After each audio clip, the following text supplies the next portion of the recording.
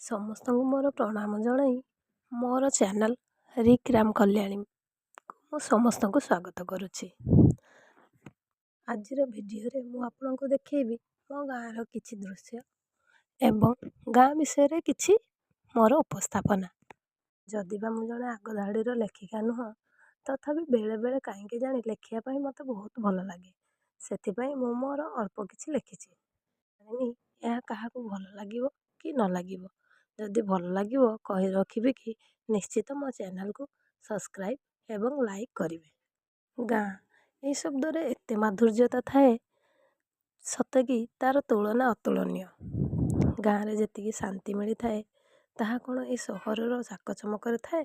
ଗାଁର ସେହି ଶୀତୁଆ ସକାଳର ସୂର୍ଯ୍ୟ କିରଣ ଠାରୁ ଆରମ୍ଭ କରି ସୁନେଲି ସନ୍ଧ୍ୟା ପର୍ଯ୍ୟନ୍ତ ସୂର୍ଯ୍ୟାସ୍ତର ଦୃଶ୍ୟ ମଧ୍ୟ ସତରେ କି ମନୋହର ହୋଇଥାଏ। ଗାଁର ସେହି ସୁନେଲି ରଙ୍ଗର ଧାନ କ୍ଷେତ ସତେକି ଧରିତ୍ରୀ ମାତା ହଳଦୀ ରଙ୍ଗ ନିଜ ଦେହରେ ବୋଳି ହେଇଯାଇଛି। ଗାଁ ବରଗଛ ଓହଳରେ ପିଲାମାନେ ଖେଳିବା ବେଳେ ମନେ ପଡ଼ିଯାଏ ସେ ପିଲାଦିନର କଥା। ସାଙ୍ଗସାଥି ମେଳରେ ବରଗଛ ଓହଳରେ ଖେଳିବା ସତରେ କେତେ ମଜା ଲାଗିଥାଏ। ସେ ସବୁ ମଜା ପୁରା ନିଆରା। ଗାଁ ଦାଣ୍ଡରେ ଦୋଳିରେ ଖେଳିବା ଏବେ ସେଗୁଡ଼ିକ ପୁରା ହଜିଗଲାଣି। ପିଚୁ ରାସ୍ତା ଆଉ କ'ଣ ଦେଖିବା ପାଇଁ ମିଳୁଛି?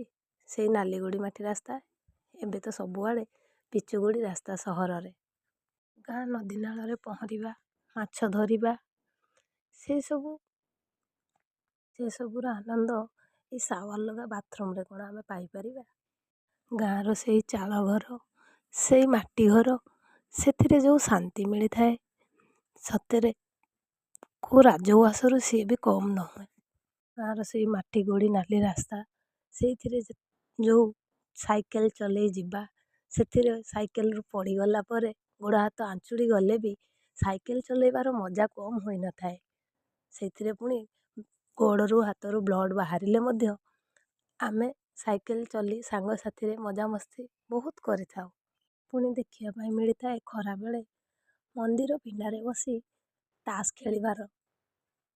ସତରେ ସମସ୍ତେ ଯେତେବେଳେ ଏକଜୁଟ ହୋଇ ତାସ୍ ଖେଳୁଥିବେ, ବସିଥିବେ, ସମସ୍ତଙ୍କ ଦୁଃଖ ସୁଖ ଆଲୋଚନା କରୁଥିବେ, ସେ ବହୁତ ମନୋହର ଥାଏ।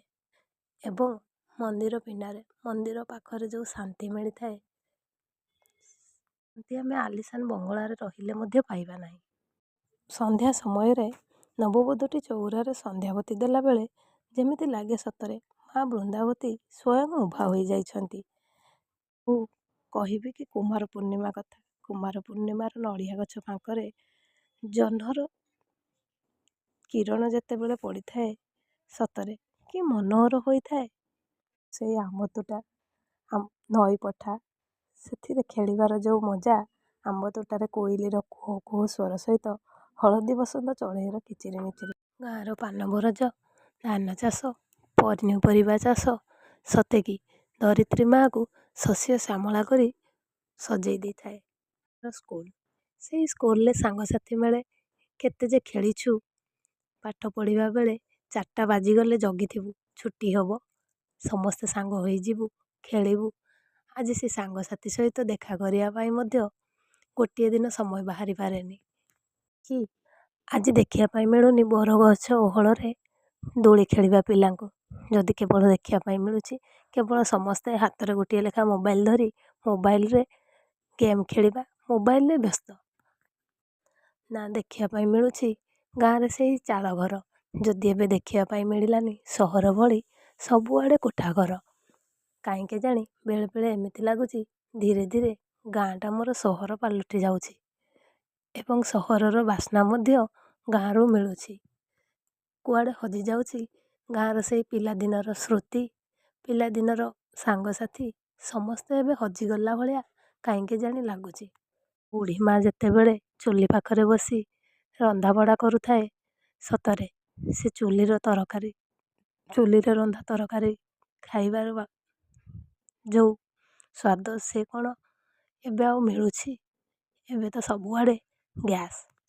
ତଥାପି କାହିଁ କେଜାଣି ଏବେ